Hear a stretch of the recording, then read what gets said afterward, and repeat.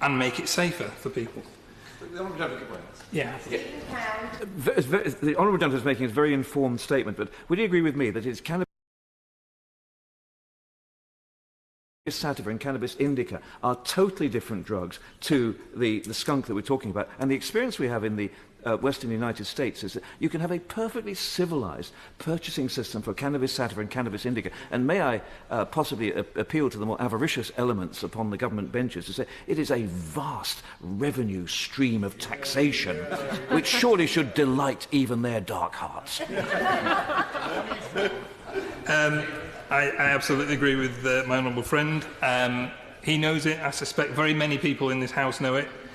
Far more people, incidentally, than are represented here today.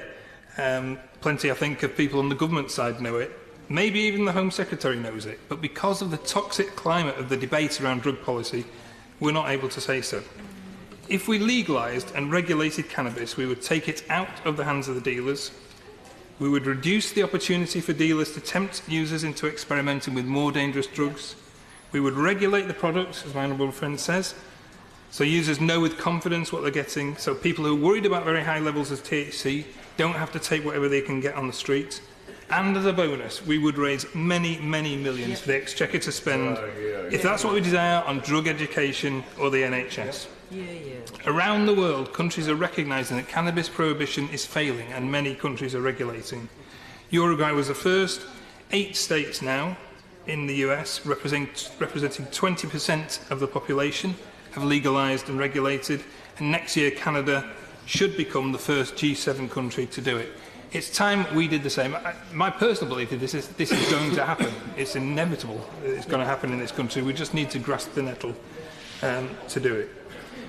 We desperately need to change the terms of the debate. We need more openness and honesty in discussion of drug policy. We need to reduce the stigma around taking drugs so that families find it easier to discuss the problem and to find help. And we need to stop the pretence that all people's experiences with illegal drugs are negative.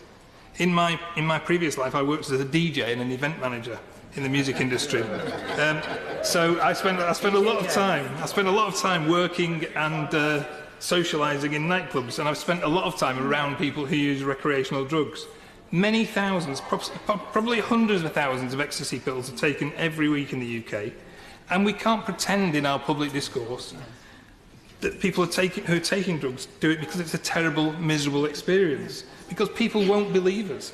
It will just destroy the credibility of the message. So we need an honest, rational debate around drug policy if users, and especially young people, are going to take us seriously. And most of all, we need to focus on policies that minimise harm and minimise risk to those users. And that means looking at different approaches to harm reduction. And that's where this strategy is so disappointing. The government has ignored the chance to do this by looking at interventions which can save lives, at drug consumption rooms for heroin users, at heroin prescribing, at pill testing, and we need a much stronger emphasis on educational solutions where people are caught breaking what is currently the law. If I get caught speeding in my car, I get sent on a course to make me drive more safely. They have a very high success rate. If I'm driving a speeding car, I have the potential to do much more harm to society than if I'm caught in possession of cannabis or ecstasy for personal use.